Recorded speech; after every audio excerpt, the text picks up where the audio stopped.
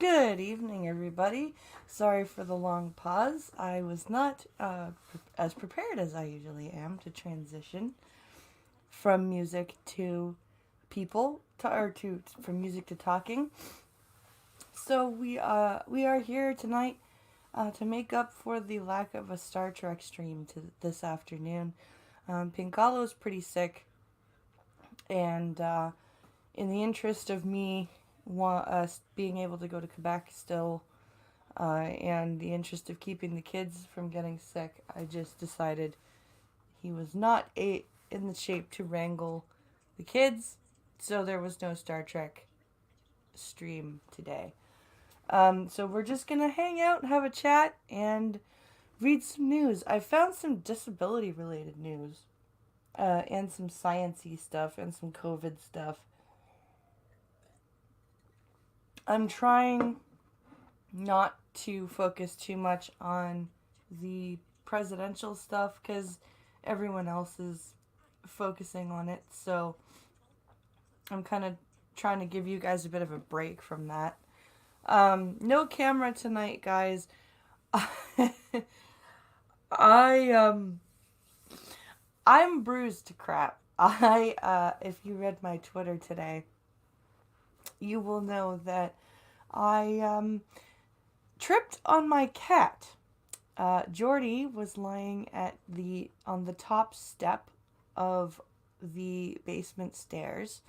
Now, the way our basement stairs go is it's 4 steps, then a landing, then a very sharp turn, then like 1.5 steps and another turn, and then the rest of the steps.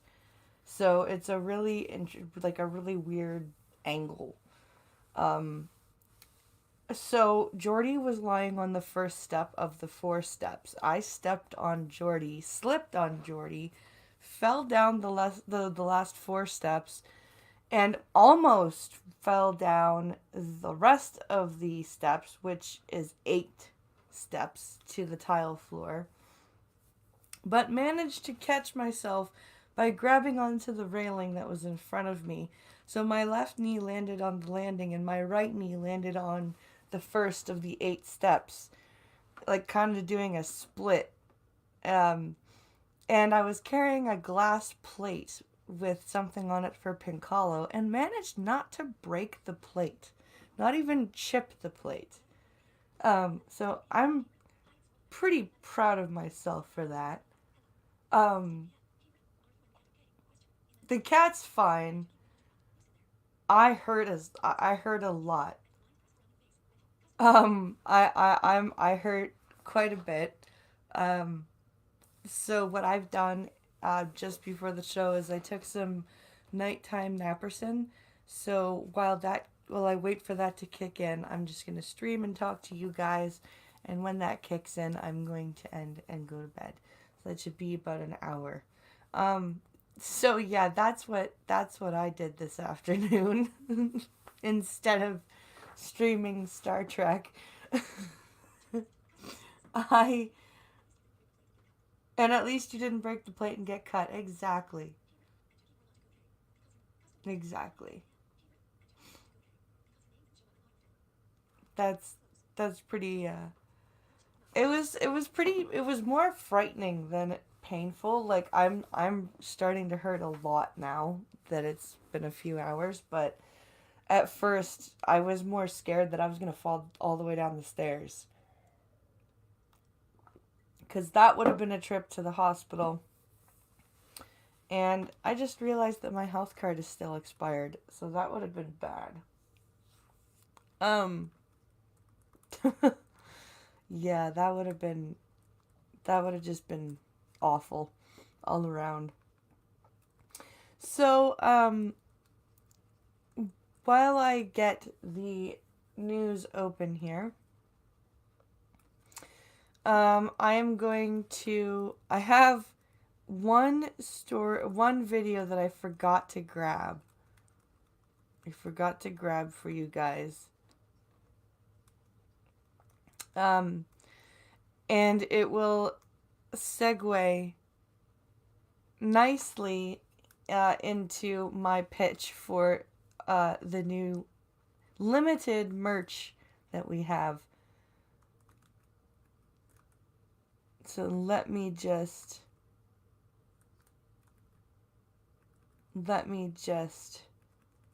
get back over here and share my screen for you guys. So yesterday I read an article about how Whole Foods has banned the wearing of poppies because it says it's against their uniform code. Somehow.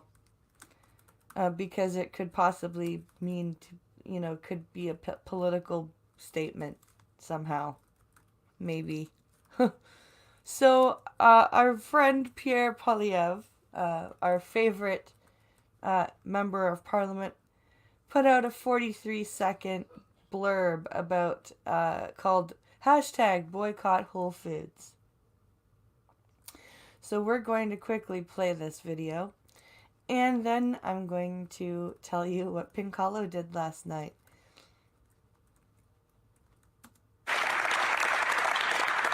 We're all wearing poppies to honor those who served, those who were wounded, those who never came home, for the countless mothers who buried their faces in their pillows in the endless anguish of knowing that they'd never see their daughter or son again.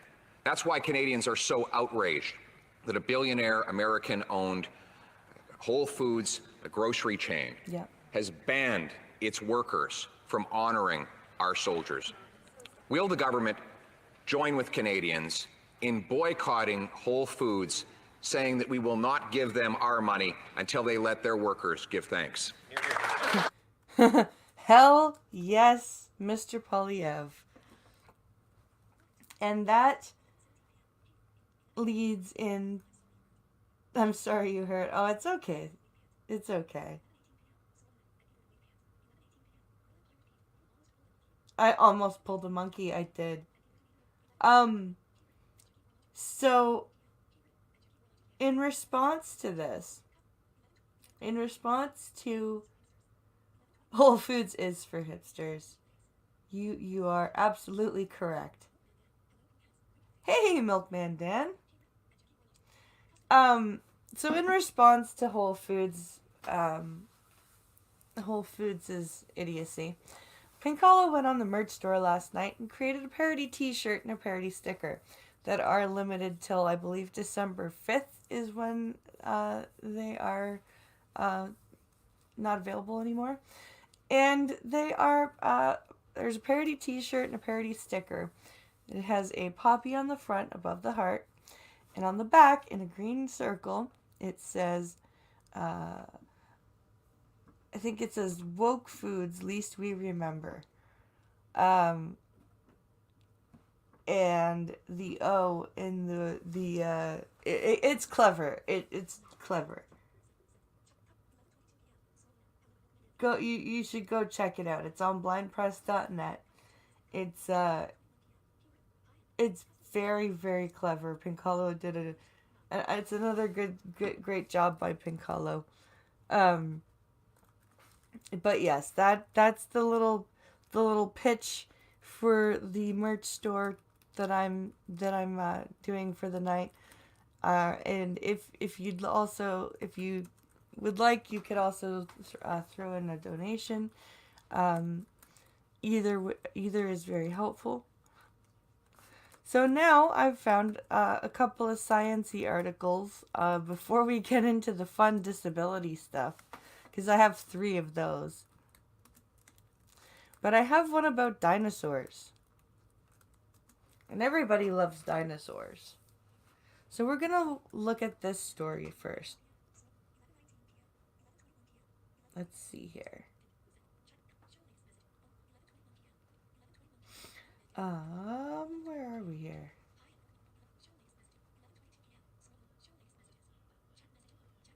Where am I? So, we have this dinosaur story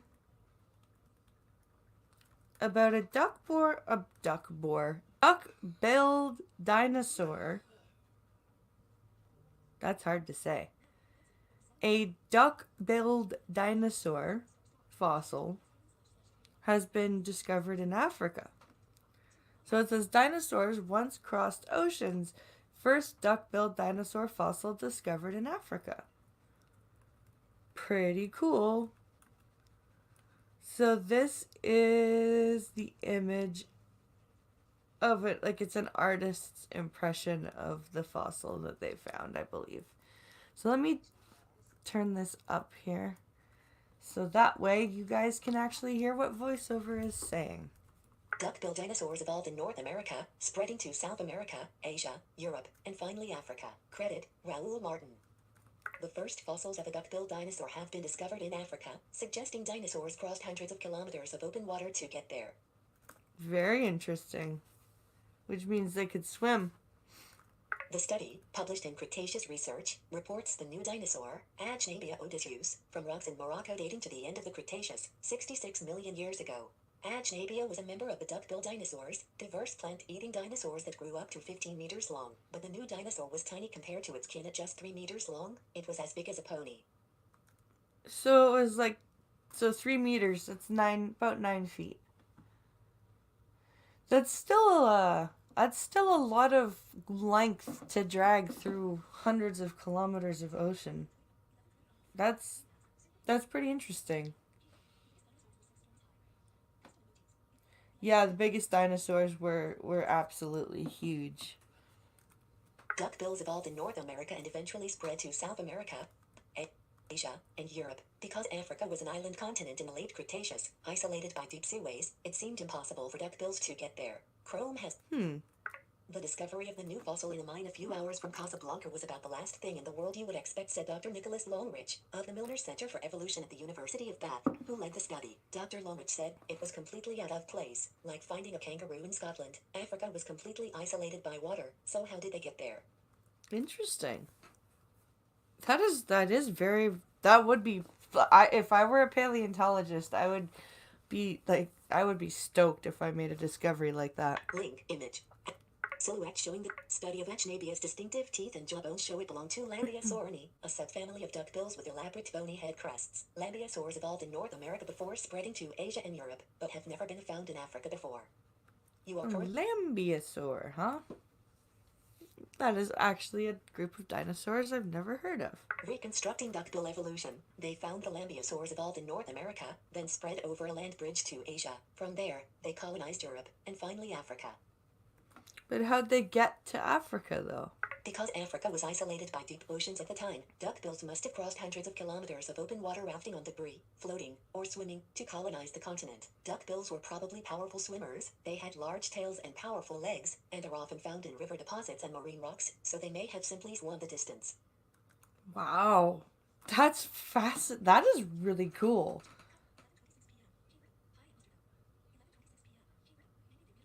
Maybe they rid on each other. Oh, maybe. Hi, Mr. No. Dinosaurs were evil colonizers. Sherlock Holmes said, once you eliminate the impossible, whatever remains, no matter how improbable, must be the truth, said Longrich. It was impossible to walk to Africa. These dinosaurs evolved long after continental drift split the continents, and we have no evidence of land bridges. The geology tells us Africa was isolated by oceans. If so, the only way to get there is by water. Yep. So these are, I wonder if, this is fascinating stuff. Evolution just is so cool.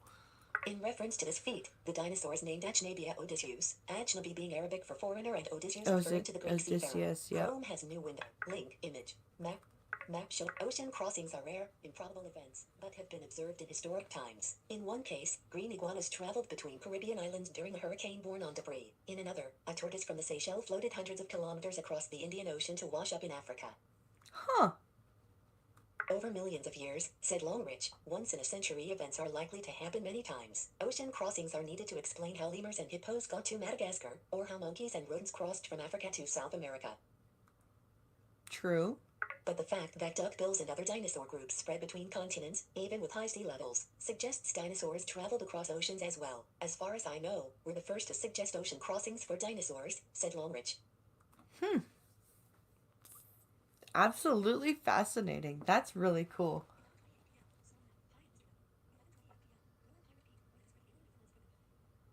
Let's see. Or that's where the alien overlords put them.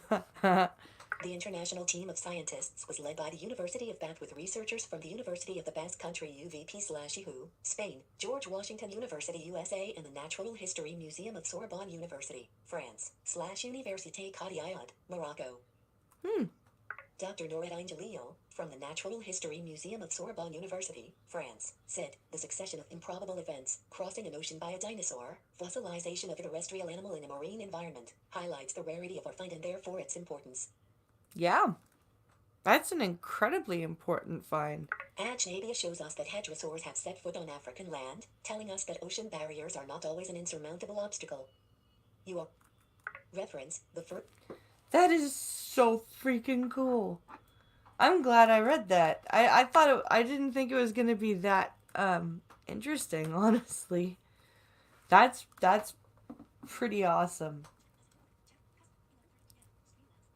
That is pretty cool.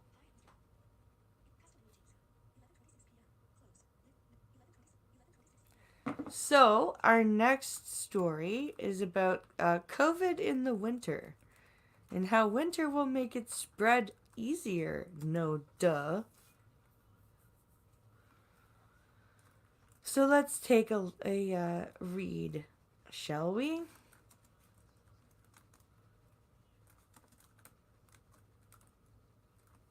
So, this is a story about how winter will help COVID-19 spread faster. So here we go. Winter will help COVID-19 spread more easily, experts say. Here's what they suggest you do about it. Not much you can do about it, but okay. Let's take a listen. When a virus is exhaled, it begins to break down right away. But the colder it gets, the slower that process is, says a Toronto epidemiologist, and that may help the coronavirus that causes COVID-19 spread, Sean Kilpatrick / the Canadian Press. So that's a no duh. 170 comment. Canada is heading into its first winter of the COVID-19 pandemic, and some experts say the change in seasons will serve the coronavirus that causes the illness well. Cold weather affects viruses themselves in two major ways, through temperature and humidity, says Dr. Colin Furness, an infection control epidemiologist and assistant professor at the University of Toronto's Faculty of Information. You are currently... He was cited in an article I read last week. When a virus is exhaled, it begins to break down right away, Furness says, but the colder it gets, the slower that process is. Winter weather can also help the virus stay aloft longer and travel further, he says, because of the drier air that typically comes with lower temperatures, and how that affects the respiratory droplets we exhale. You are currently... That makes sense. When the droplet you exhale comes out of humid weather, it gets bigger, it attracts water and falls to the ground, Furness said. But in really dry, cold air, the opposite happens. The droplet evaporates, it gets lighter, and that happens very fast. That does make a lot of sense. Watch Vertical Line Doctors. Play what's 2 infectious disease doctors answer viewer questions about 6. Then there's the effect the weather has on people. Cold weather pushes people indoors, Furness says. Yeah. It also means we don't have our windows open, meaning our living spaces won't be as well ventilated as they are at other times of year. Yeah. Very true. If you have enough people in a poorly enough ventilated space, like holiday time in the winter, that's sort of the perfect dorm for virus transmission, he said. It pushes people exactly to where the virus moves very, very well, between people in close quarters. Well, then, I guess that's why they're insisting that people not gather. But this virus is not as terrifying. So the duckbills were kings.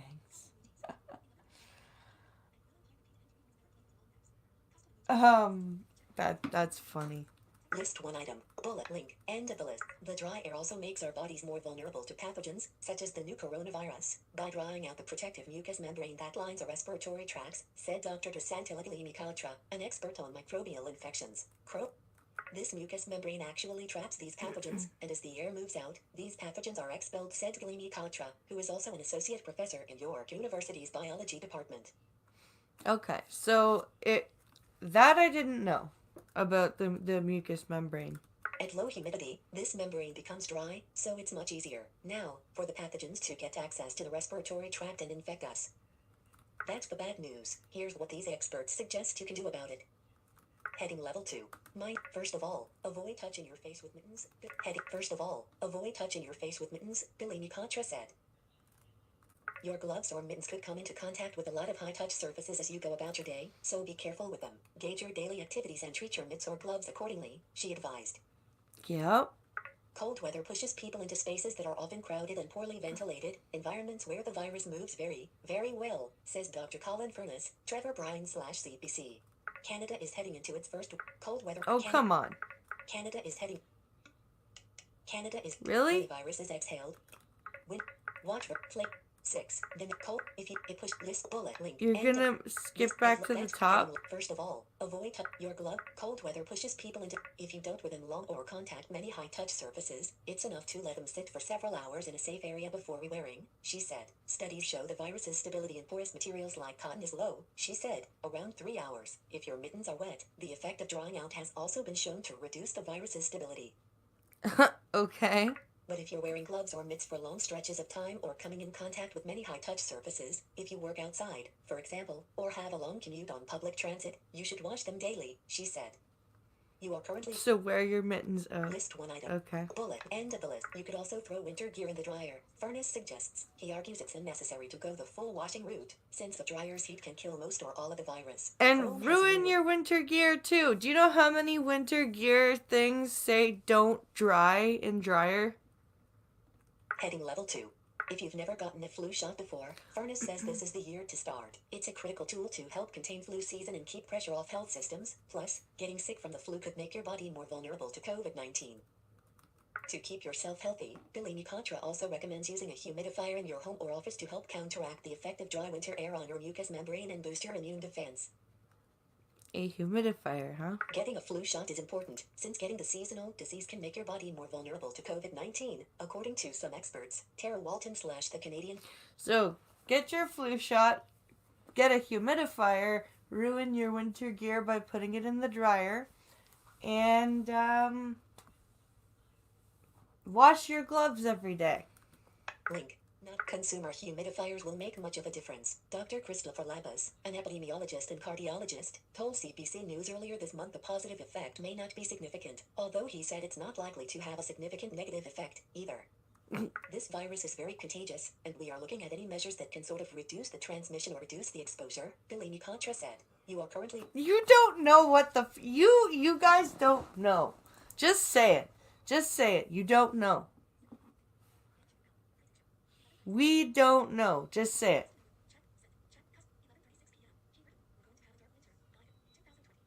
We're going to have a dark winter by 2020. Yep. Hey, Costin.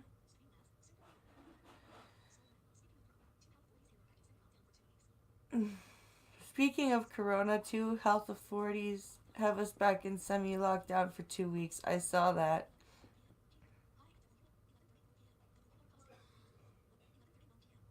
Yeah, I saw that. What was I? Heading level 2. If you're wearing a mask... If you're wearing a mask and a scarf at the same time, Furness says it should be fine to let your scarf cover the mask. But he stopped short of saying a scarf could stand in for a mask, even if worn correctly. Why would you cover your mask with your scarf? Oh, wait, because not everyone wears the gator masks that we wear. By the way, there's gator masks on the merch store at blindpress.net. You guys should go get one. There are scarves you can see through and there are scarves that are heavy knit, he said. The answer will depend entirely on how the scarf is made. There's still a lot scientists don't know about how homemade masks will perform in winter, Furness says. Some research suggests a wet mask may be less effective, Billy Nicatra says, so condensation from your breath outdoors could be an issue. Outside, physical distancing should lower your risk even without a mask's protection, she says, but being mindful of a wet mask is something to keep in mind if you're at a crowded bus stop, for example. Make sure you stay 2 meters apart from others. And a wet mask on your face isn't gonna make you sick? Oh my god, what the pneumonia and nobody knows why. Is it COVID-related pneumonia? No, it's just pneumonia, and it's so very strange, you know. All these people walking around with their masks wet from condensation, and you know their nose running from it being cold because it's winter, and you know but it's so strange. Why cover your mask with your scarf? I don't know. Why do people wear masks when they're alone in the car? Because they're stupid. List one item bullet link end of the list until the data on masks in winter comes in. Furnace seconds the advice for extra caution. Chrome has. I think, ultimately, what the second wave is going to look like is going to be very much dependent on how effective masks are as temperatures drop, he said. You are currently on it. I think until we have more data, I would like to urge everyone to be just really cautious, you know, to take that extra couple of feet, step back when you're hanging around outdoors, to not assume that what was safe in the summer is safe in the winter. You guys didn't even know what was safe in the summer. You couldn't keep it straight. How are we supposed to listen to you?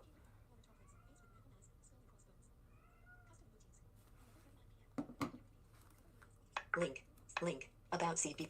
So that's the end of that story, which makes absolutely no sense. Good Lord.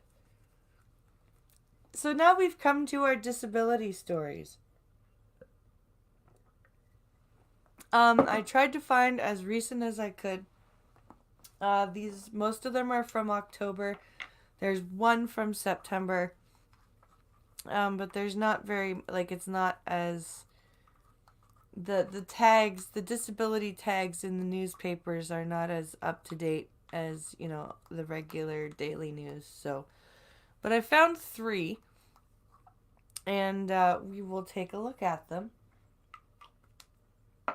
And then I will have to end and go to sleep. And then we'll see how stiff I am tomorrow.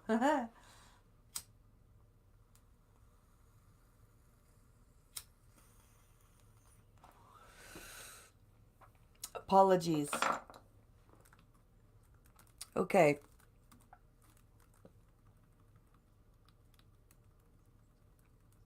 Next story.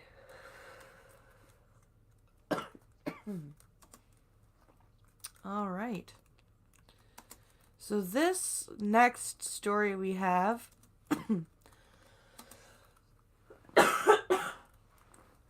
is about society's ableism and how it has been exposed by the pandemic.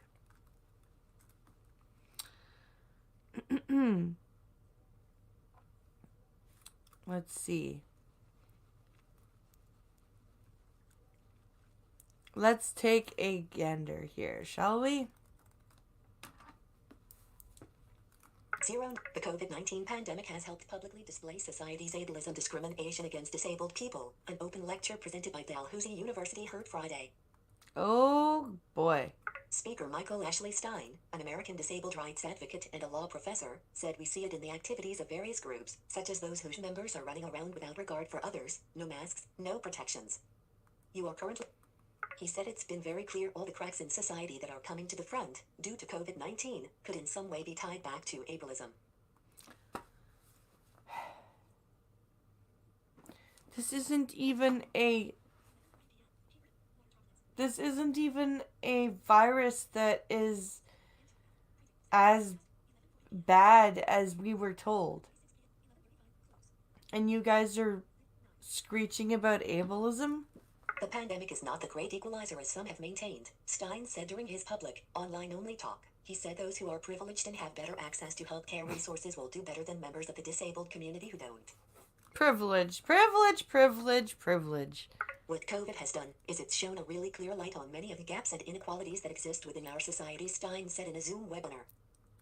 He predicted those differences in opportunity and healthcare access will also affect disabled people whenever a safe, efficient vaccine is made available. You are... Yeah, because why do people want to live in this society? Like, why are people looking for things like this to happen when it's not happening? It's going to be a problem.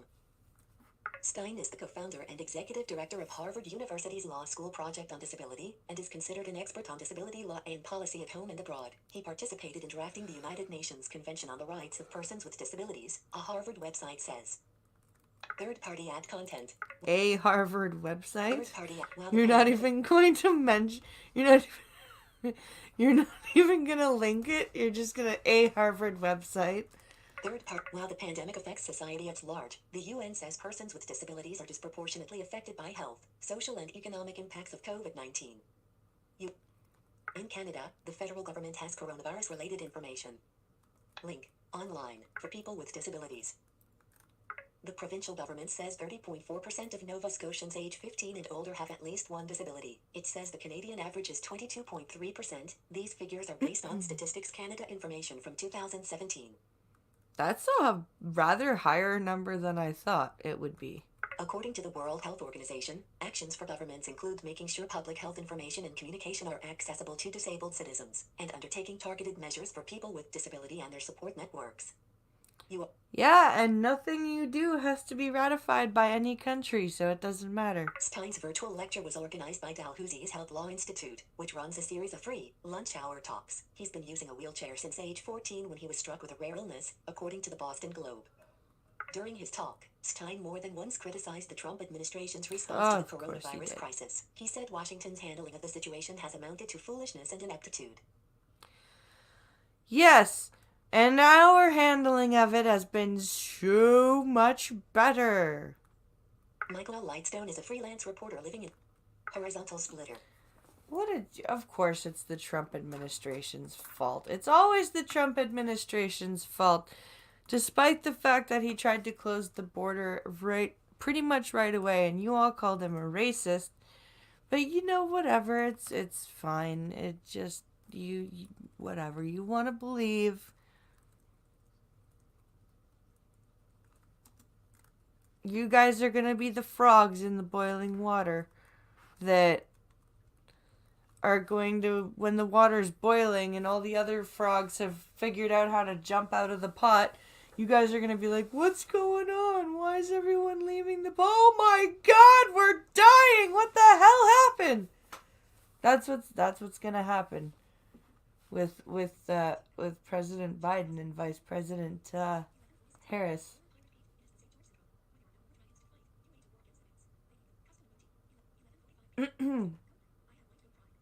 I have white goat pride. Hey, Mr. Goatman.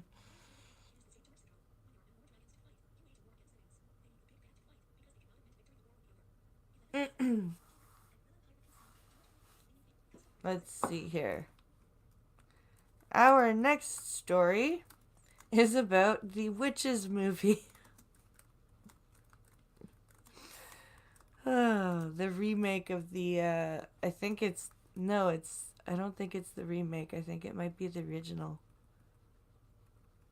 I could be wrong, because I know there's a remake.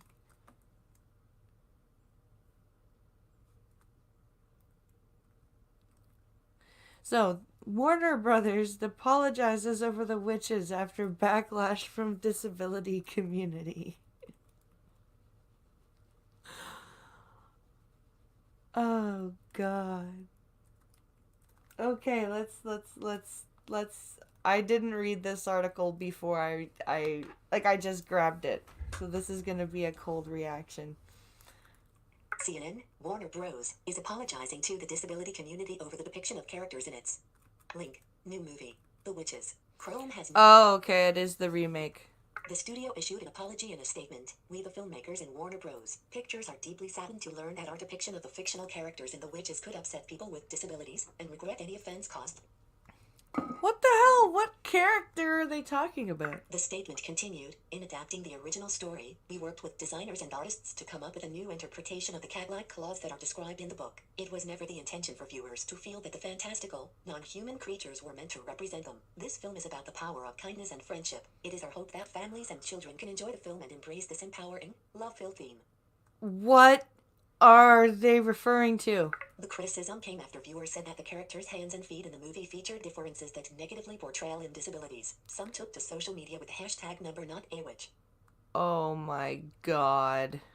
Paralympic medalist Amy Martin wrote via Twitter, "Please educate yourself on number limb differences and support the idea that you are number not a witch because you look different. You can also actively support the limb difference community by using words that describe us as people, as it's not the difference that defines us.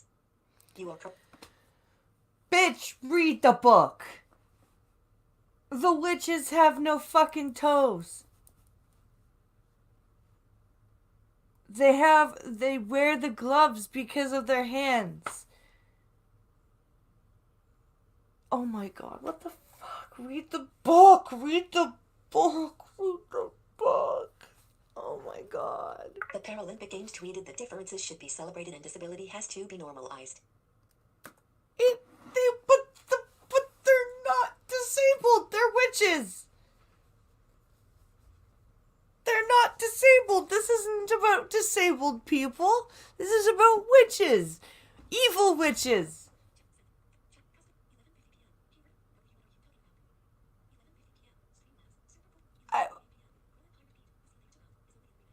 The scene they bitch about is only in the remake.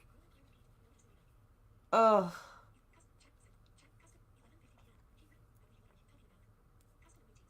This is... None of these people have read the original story, I bet. Advertisement group. Advertisement group. Advertisement. Come List on. one item. Article. Lending tree. Frame. End of the list. List one item. Oh View my article. god. Less than tag. End of the list. End of article. Footer. Search. Is that the end of the story? Seriously? That is the end of the story. Holy shit. What lazy writing. That's how they ended the story.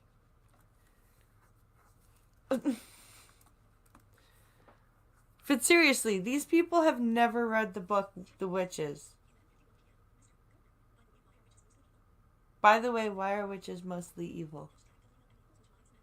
Hashtag WLM equals witches lives matter.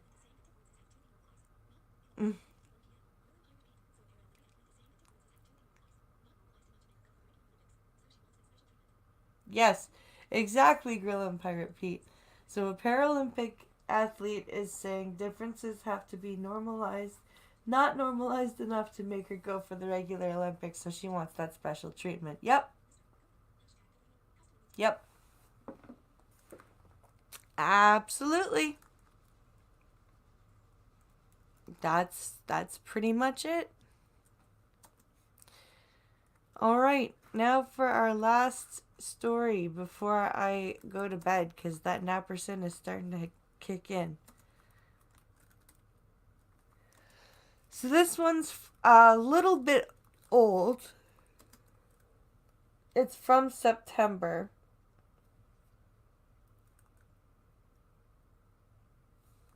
So we're gonna read this story. I think it was from September. We'll see. Yeah. Quebec landlord ordered to pay $14,000 after refusing family with service dog. Yeah, September 17th is the story date. So let's take a listen here.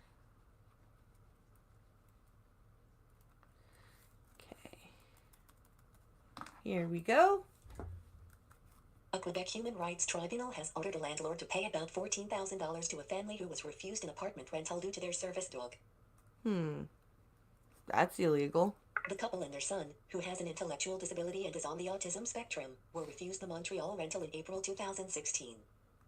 In his decision dated September 4th, Quebec Court Judge Mario Gervais ruled that the landlord's refusal was due to the presence of Novak, a 50-pound Labradorese who helps the son manage his disabilities. Yeah, that's not allowed. Gervais said Quebec's Human Rights Charter forbids discrimination against people seeking a good or service that is normally available to the public, such as a lease. A person's right to have a service dog to manage a disability is well established, the judge added. You are currently... Yeah? Read more. Link. The landlord acknowledged refusing the rental, but claimed he did so because the family was not honest and had concealed the existence of their son and the dog during a visit to the apartment. What do you mean they concealed the existence of their son and the dog? Because they went without their son and the dog to sign up for the apartment and view it? Story continues. The third-party ad. The landlord also claimed he made an offer to rent the apartment if the family took responsibility for all damage to the floors, but the family denies having received that offer. Damage to the floors. What do they... Does this dude think the dog has, like, diamond bit claws or something like that? Gervais sided with the family, ruling they were victims of discrimination. Yeah. The refusal to enter into a rental housing lease need not be based solely on a ground of discrimination, he wrote. It is sufficient that the discriminatory ground was a factor in the decision. He ordered the landlord to pay the 3 family members a total of roughly $14,000 in material, moral, and punitive damages. Yeah, I'm with the judge on this one. Like, what? How? You don't have to bring your kids with you to view a rental, and that doesn't mean you've concealed your kids. And you don't have to disclose that your kid or yourself have a service animal. Like, if you get pushback when your service animal is viewed, then you can present your papers and be like, here, it's a registered service animal, fuck off. But other than that, like, you do not have to disclose that you have a service animal. Like, if Pink Hollow and if I had a guide dog when we had rented this place, we would not have to tell the landlord that I have a seeing eye dog. This is not the law. And if they had said, yo, you can't live here because you have a guide dog, that is also illegal.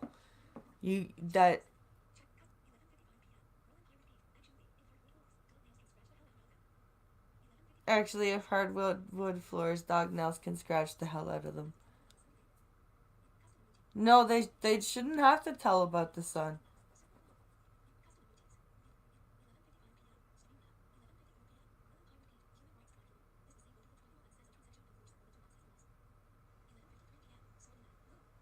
Grill and Pirate Pete, they sided with the businesses on the Yaniv case in BC. He ordered the landlord to pay the 3 click to play video. Toronto woman angry after service dog denied Air Transat flight image. Oh God, I didn't see that one. What's that video?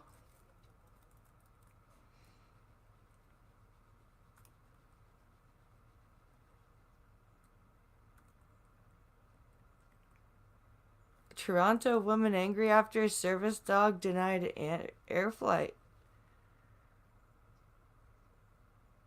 This is older, from January 16th, but...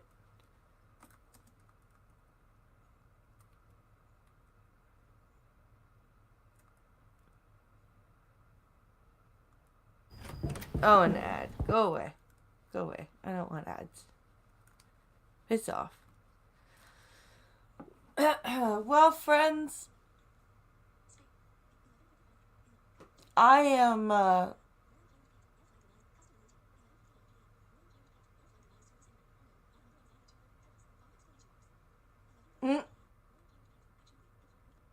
Air flight denies another service gerbil. I'm going to end this here, and I am going to go lie down and hopefully get some sleep and hopefully feel better. I'm not sure if Pink Hollow will be joining me tomorrow night for Blind and Special. He's not feeling well at all, so if he's not feeling better, it'll just be me, and I will figure out something fun to do for us all, and we'll figure it out. But thank you for watching. I hope you guys have a good Saturday evening, and go hang out with Minions of the Zoo. Go check out the merch store. Get yourself a Woke Foods parody t-shirt while they're still there. They're there till December 5th, I believe. So get them while they're there, guys. Also, remember, see you tomorrow, Blind and Special, at 10 p.m. Eastern. Thank you guys for watching. I'll see you tomorrow. Bye.